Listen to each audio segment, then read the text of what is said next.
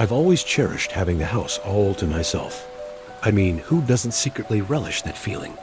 It's not just about being alone. It's about a specific kind of freedom. It's the deep, comfortable silence that sinks into the furniture and settles in the corners of the rooms. It's the total and complete liberty to just be. It's a wonderful little vacation from the performance of everyday life. And this one particular night, it began as the perfect embodiment of that fantasy. I was so unbelievably comfortable, wrapped up in a warm, fluffy blanket of happy loneliness. And that was my first and most significant mistake. That feeling of safety was a trick, a cruel illusion. I was so utterly sure that I was alone, lost, in the gentle, familiar, creaking quiet of my own home. But I was about to learn, in the most brutal and terrifying way you can ever imagine, that someone else was in the house with me. And they had already been there for a very, very long time. This whole harrowing experience happened when I was 17 years old. I was on the cusp of adulthood, old enough to be trusted, but still young enough to be wrapped in that foolish, invisible armor of teenage invincibility, the deep-seated belief that nothing truly bad could ever happen to me. It was a cold weekend in late October, one of those weekends where the air turns sharp and you can smell the damp, earthy promise of winter on the wind. My parents were away on their first real vacation in what felt like a decade.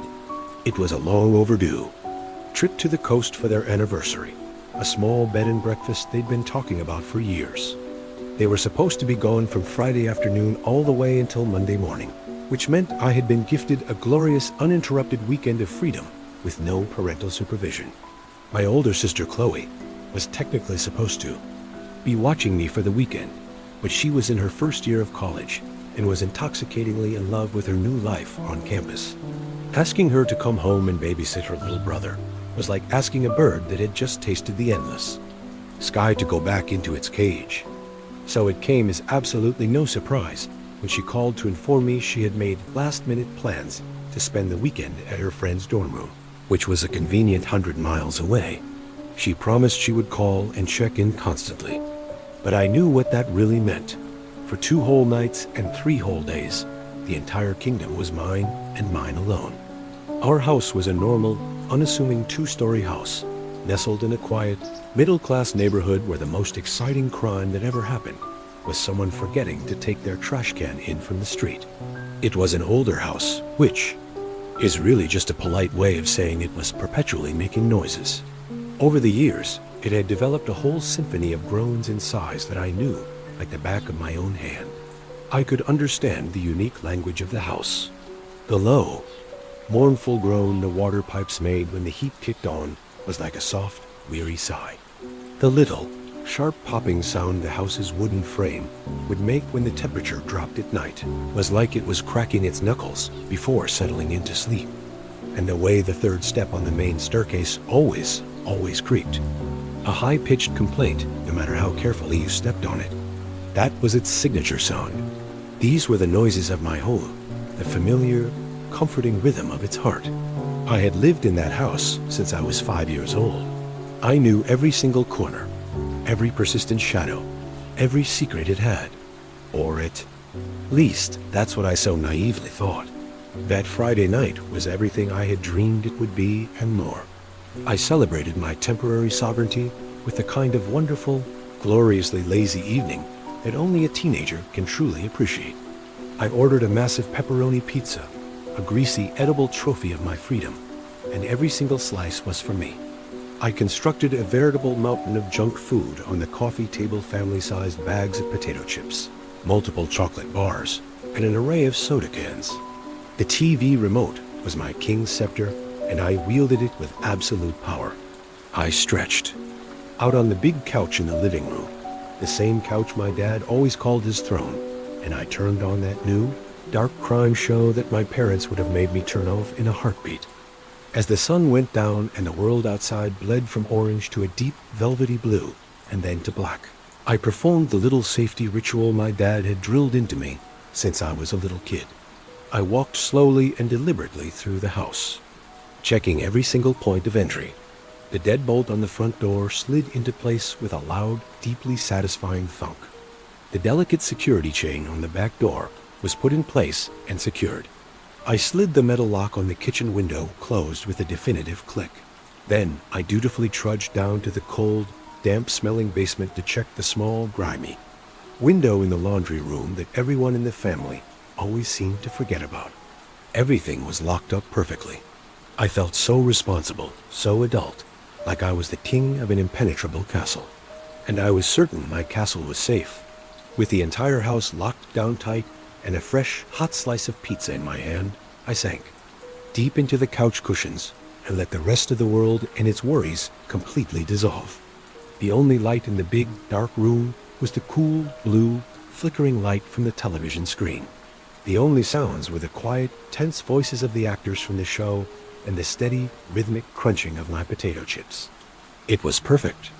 It was a completely peaceful, completely normal night home alone. For hours, nothing at all bothered me. I was floating in a blissful bubble of pure happiness. I was safe, I was happy, and I was a complete and utter fool for not knowing it was all a lie. The sounds I knew so well, the comfortable creaks and groans of my old house, were all there, playing their familiar, lullaby-like song. But very soon, a new sound would join the orchestra, a sound that did not belong, a sound that was terribly, fundamentally wrong, and a sound that would tear my safe little world apart from the inside out. The very first sign that something was deeply wrong was so small, so quiet, that I almost didn't even notice it. I was a couple of episodes into my show, utterly absorbed in the complex plot.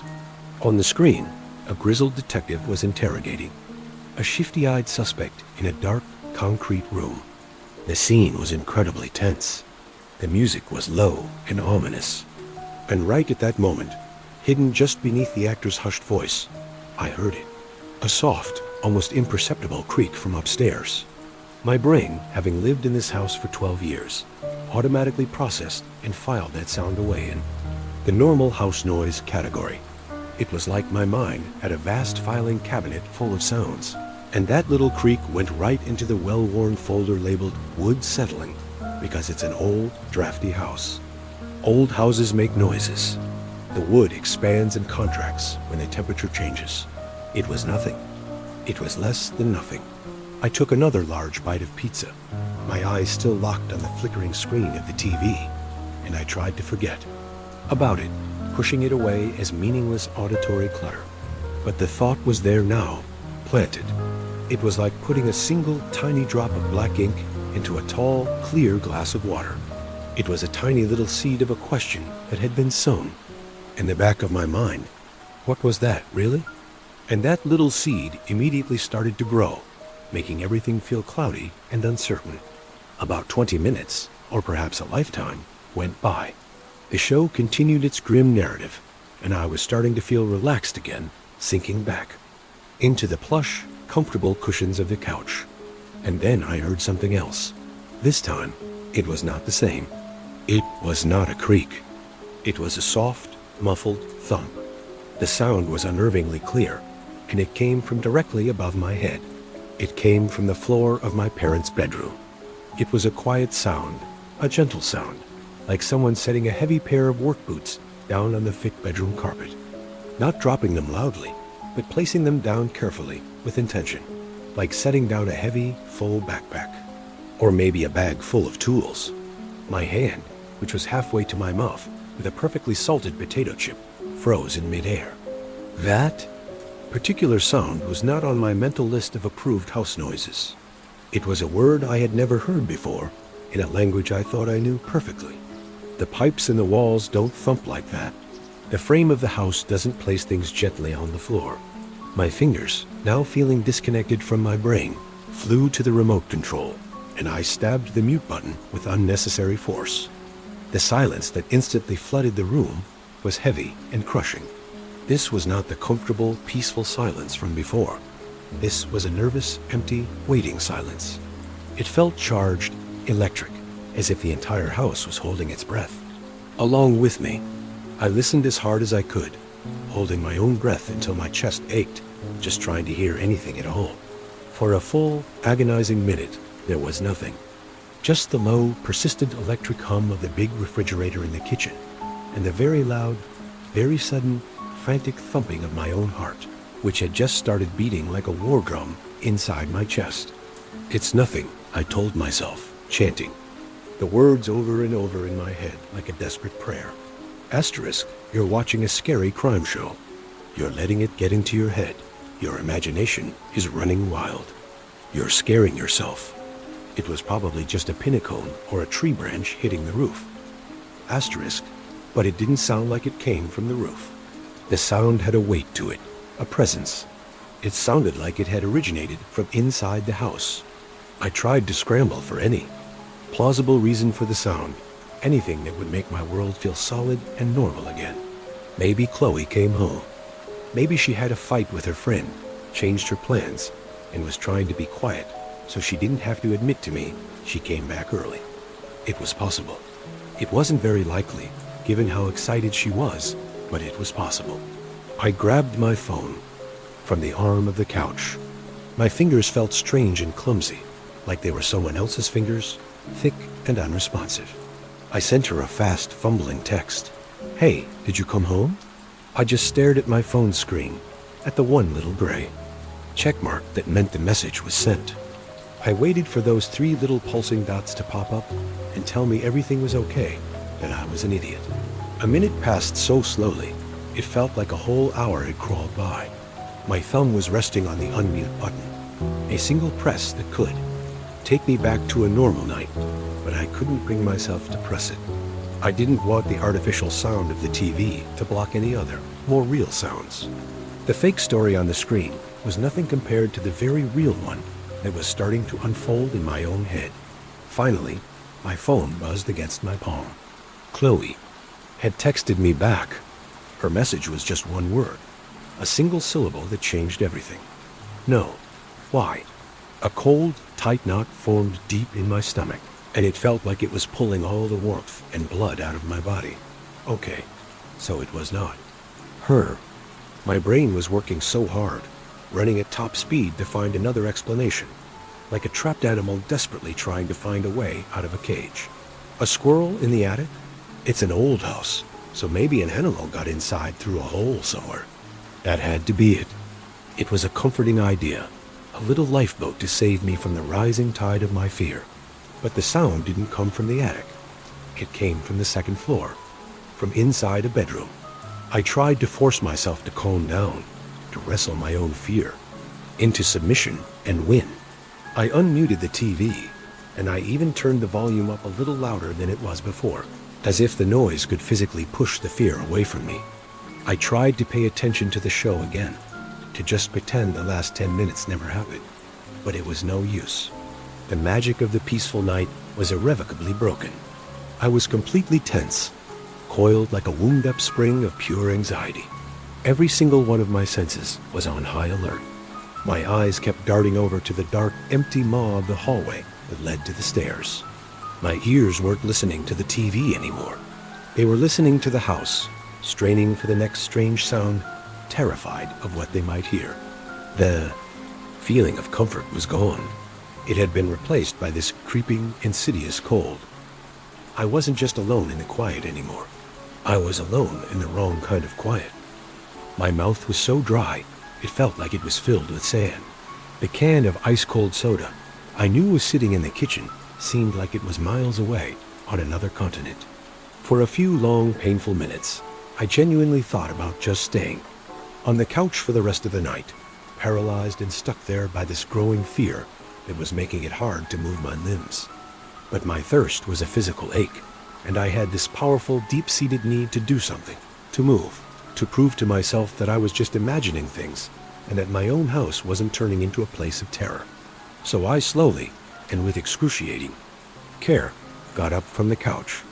Every single movement I made felt stiff and incredibly loud in the oppressive silence, as if my joints were screaming in protest. The hallway felt demonstrably colder than the living room. I felt a distinct draft. I froze right where I was, my bare feet registering the sharp chill on the hardwood floor. My mind raced. I knew I had locked everything. I had made a special point of it. Did I miss one? Was one of the old locks broken? I tiptoed to the back door, and my heart was pounding harder and harder with each cautious step. The deadbolt was locked, and the chain was securely on. I slowly walked into the kitchen. The window above the sink was locked tight, but the cold draft was undeniably still there. It was this ghostly, inexplicable chill that I couldn't find the source of.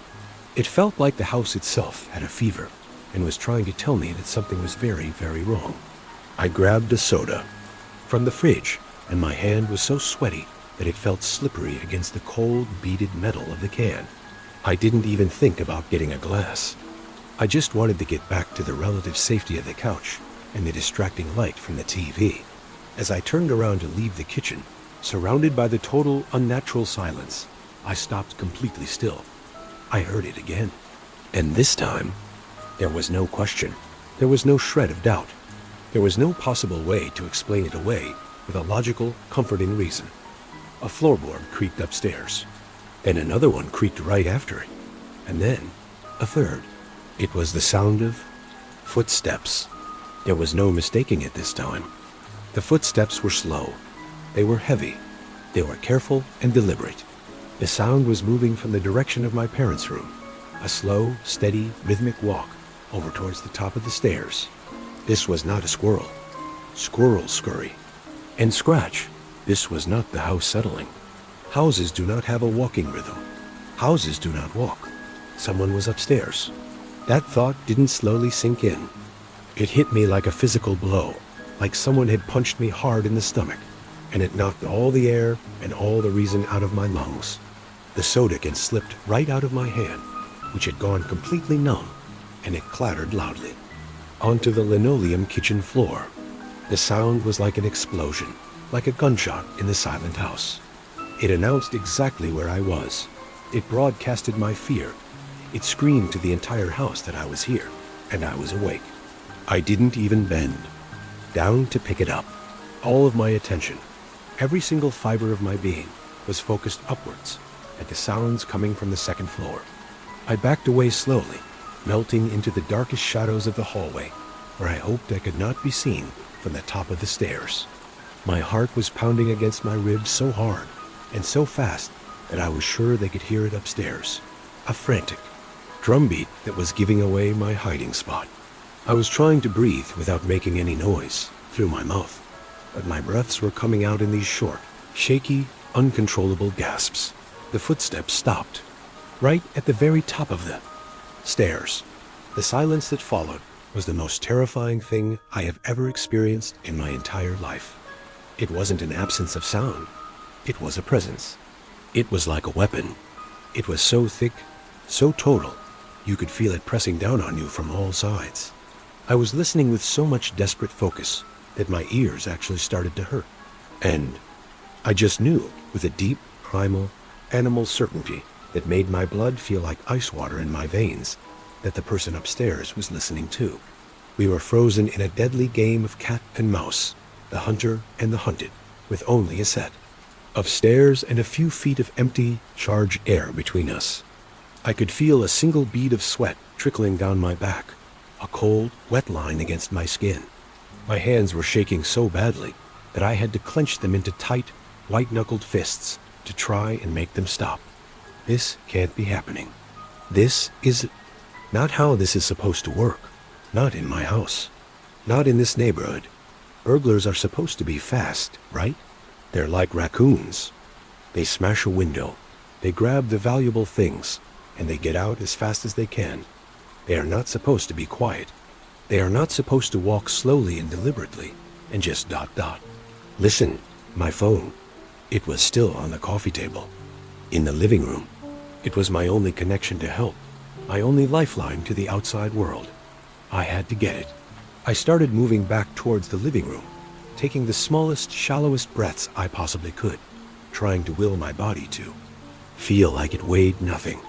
Every step was a terrifying gamble. The floorboards that I knew so well, the ones that had been like trusted friends my whole life, now felt like a minefield where any sound I made could detonate my world. I made it to the table, and I snatched the phone. My fingers were so slick, with sweat that I could barely get the screen to unlock with my thumbprint. And my first thought, strangely, wasn't to call 911 right away. It's weird, but there was still a small, stubborn part of my brain that was terrified of overreacting, of being wrong. I was scared of how embarrassed and foolish I would feel. This all turned out to be a big, stupid, elaborate mistake. So I texted Chloe again, my thumbs shaking violently as they typed on the screen. "Are you sure you're not home? I can hear someone walking upstairs. I am not kidding. This is not a joke."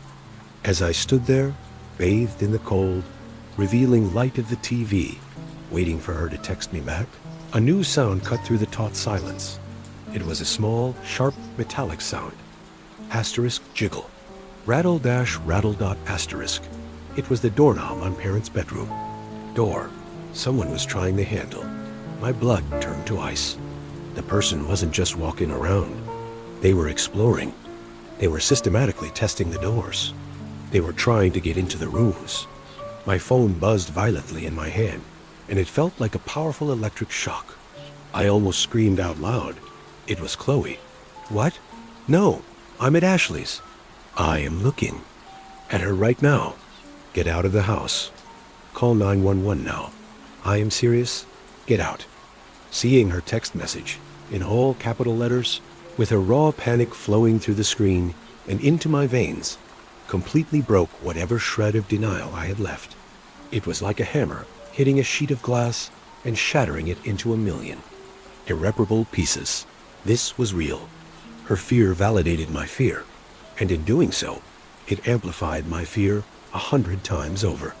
I was in real, tangible danger. The safe little bubble of my world had just popped, and it revealed the living nightmare. That was inside. The person upstairs was not a ghost or something I was imagining. They were a real, solid person, and they were in my house with me. Chloe's text was like a switch being flipped in my brain, from analysis to action. The part of me that was frozen, trying to process everything and being paralyzed by fear, just evaporated. In its place was a raw, primal, deep-seated survival. Instinct, run or hide. Those were the only two choices I had left on the menu.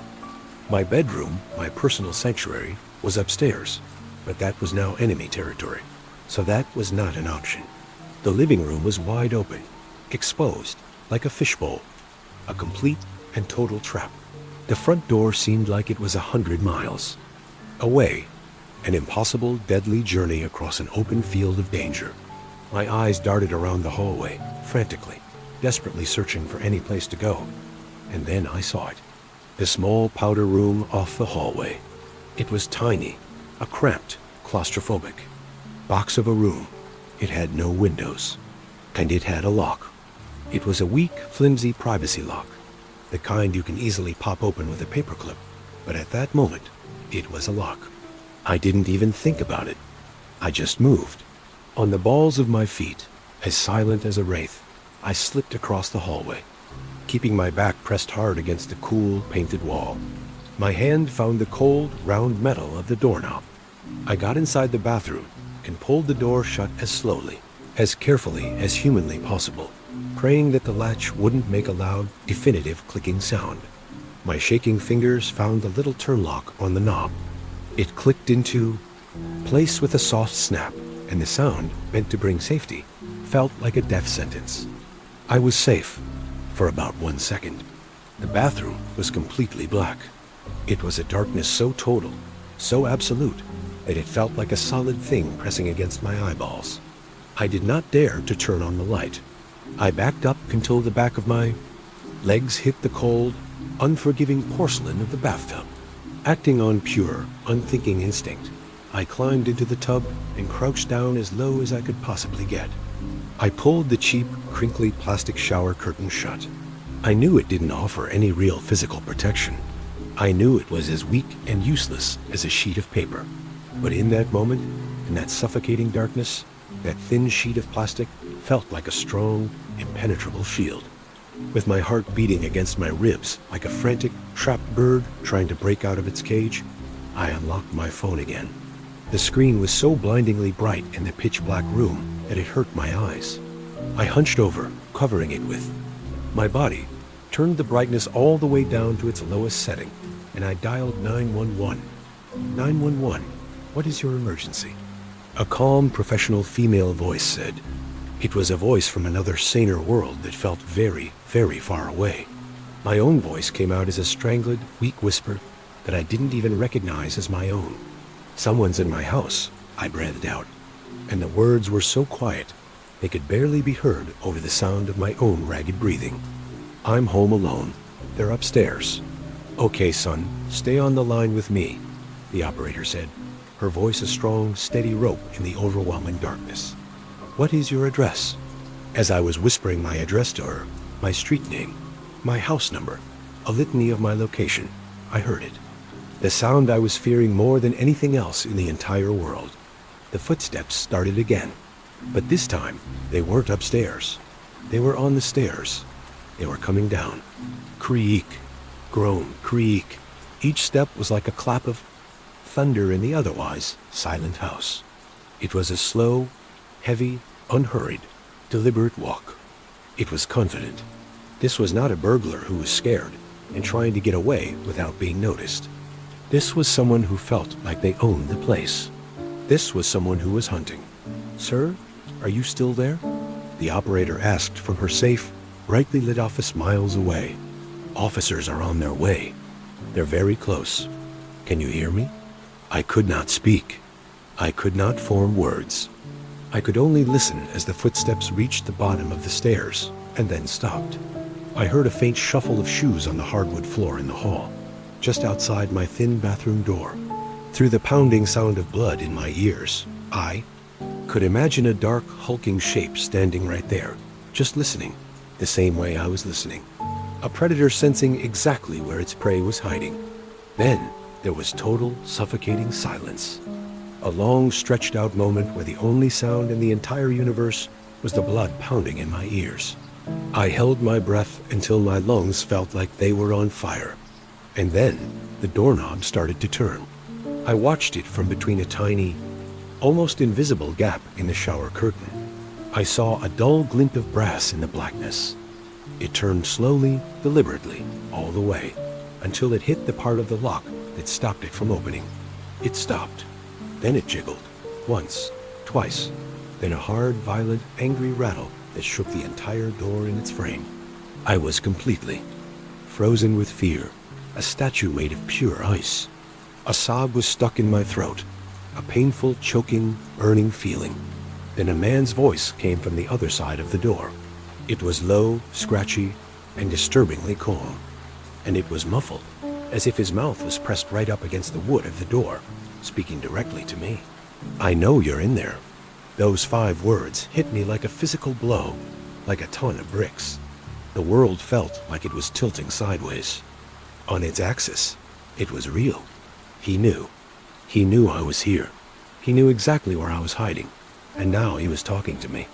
Any small, tiny, flickering flame of hope I had that this was all a big, ridiculous mistake was instantly extinguished, thrown into icy water. I was trapped. A scream finally ripped its way out of my throat. It was a raw, primal, animal sound of pure, undiluted terror. Through the sound of my own screaming, I could hear the 911 operator yelling frantically in my ear. They're almost there, honey. Just try to stay quiet if you can. They are seconds away. The person on the other side of the door was not calm anymore. He twisted the handle back and forth with a brutal, furious force. The entire door was shaking violently in its frame. Then there was a loud, splintering bang, like a shoulder or a heavy boot slamming into the wood right below the knob. The lock was not going to hold. He was coming in. Right at that exact moment, when I was absolutely certain that the flimsy door frame was about to break into 1,000 pieces and my life was over, another sound cut through the night. It was quiet at first, a faraway, mournful wail, but it grew louder and louder with impossible, heart-stopping speed. Sirens, a lot of them, a chorus of approaching rescue.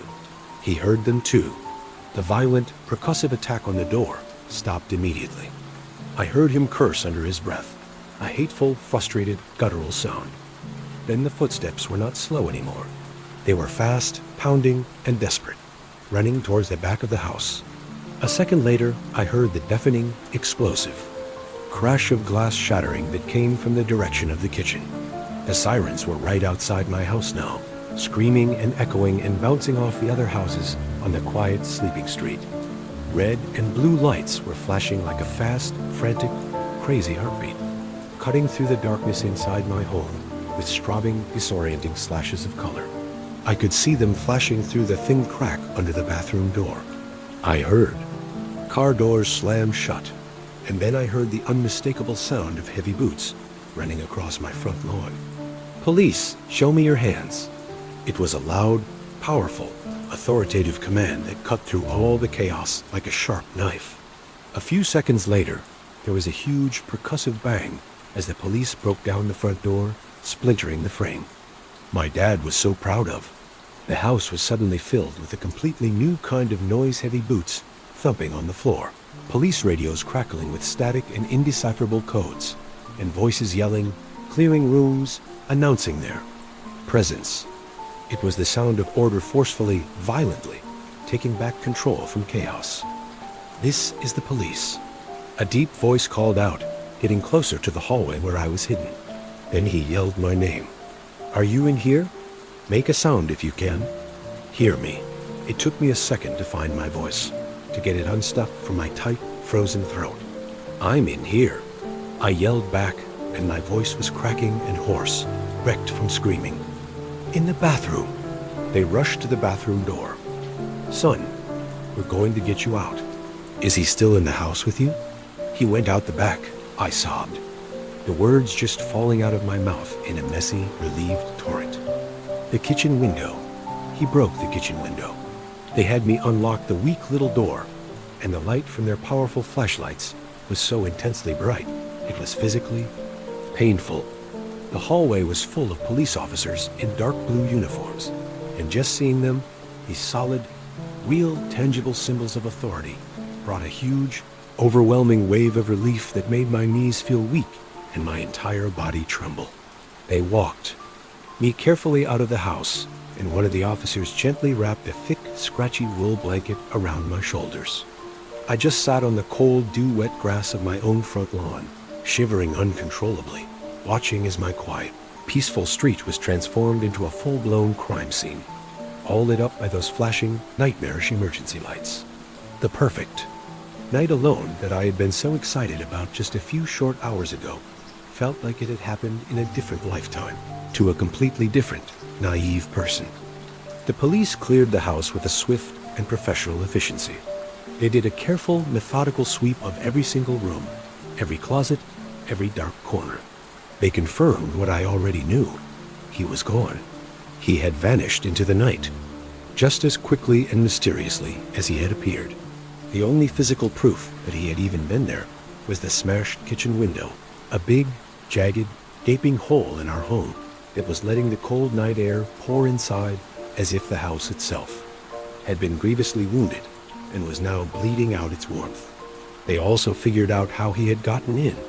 He didn't come through a door or one of the main windows that you could see from the street.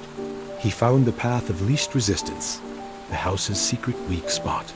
It was a small, forgotten window in the basement, completely hidden from view by a big, overgrown azalea bush my mom had been meaning to trim for years. The latch on the window was old and rusted through, and he had simply used brute force to break it open. He had slipped into the house through its blind spot, a weakness I never even knew we had. They never caught him. He was just a shadow who slipped into my house and then slipped back out into the vast, dark night, leaving nothing behind except a long-lasting toxic trail of terror. They took my statement, and my voice was still shaking as I recounted every detail, every sound, every terrifying second. They dusted for fingerprints, which he was probably smart enough not to leave behind, and they promised to have patrol cars drive through our neighborhood more often for a while. But I never saw his face. I never learned his name. He remains a ghost, a nameless, faceless boogeyman who had crawled out of a nightmare and made my worst fears come true. Of course, my parents cut their anniversary vacation short. They were home by the next morning, and their faces were a terrible, gut-wrenching mix of horror, guilt, and profound relief. My dad's face was grim and stone serious, and my mom's face was stained with tears she couldn't stop. The very next day, a security company came to our house. They installed an incredibly expensive, top-of-the-line alarm system with infrared motion sensors and vibration alarms on every single window and door.